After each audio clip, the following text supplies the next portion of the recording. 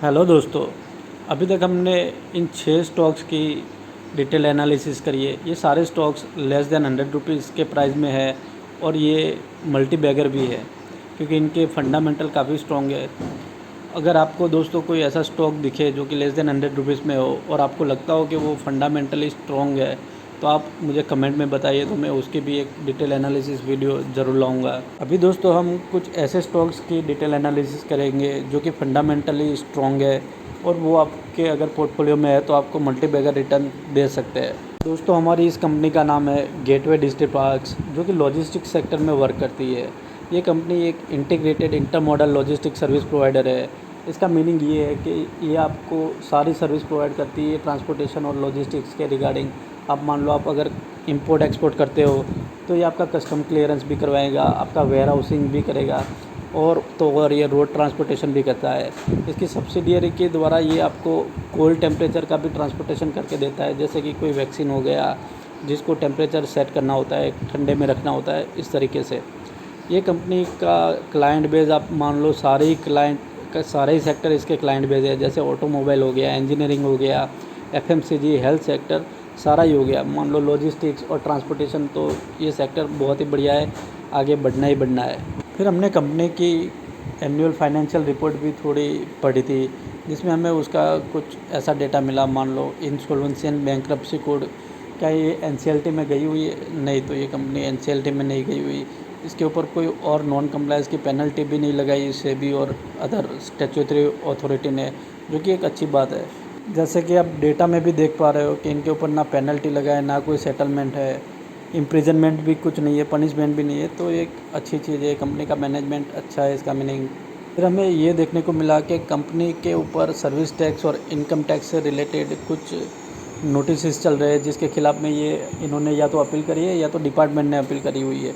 तो ये तो टैक्स लायबिलिटी तो चलती रहेगी, लेकिन एक अच्छी चीज़ है कि कोई क्रिमिनल प्रोसीडिंग्स नहीं चल रही है। तो अभी हम इसके फाइनेंशियल्स की कुछ वेरिफिकेशन करते हैं। जैसे कि हम देख पा रहे हैं रेवेन्यू एनालिसिस, इसके पिछले 5 साल में आप देखो 2019-20 में 370 करोड़ का रेवेन्यू था, जो कि आज 2023-24 में बढ़ के 1497 करोड़ हो गया, मतलब 3 से 4 गुना कर दिया है।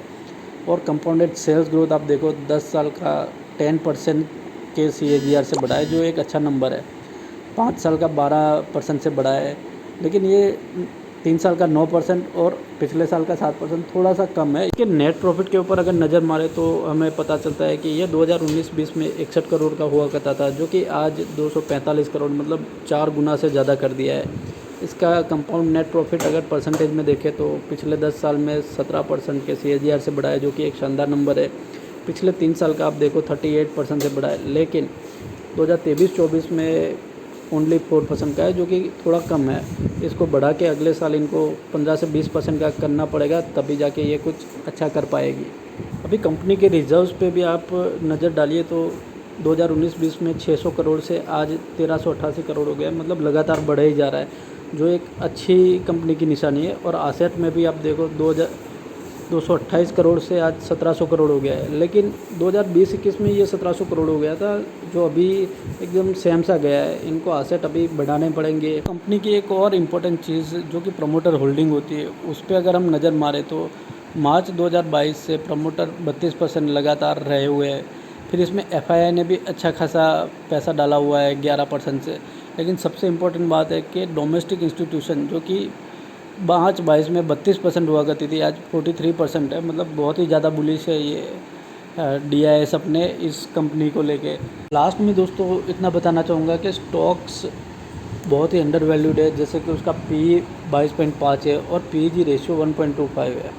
Sales growth for financial year 2023-24 was not good at 4%, लेकिन इसके पास पोटेंशियल है कि ये मल्टी बैगर बन सकता है, क्योंकि इसके फंडामेंटल बहुत शानदार है और इसमें DIS ने बहुत ही शानदार पैसा लगा के रखा हुआ है 43%। प्रमोटर्स भी इसमें अच्छे खासे 32% के हिसाब से, तो बहुत ही अच्छी कंपनी है ट्रांसपोर्टेशन और लॉजिस्टिक्स सेक्टर में।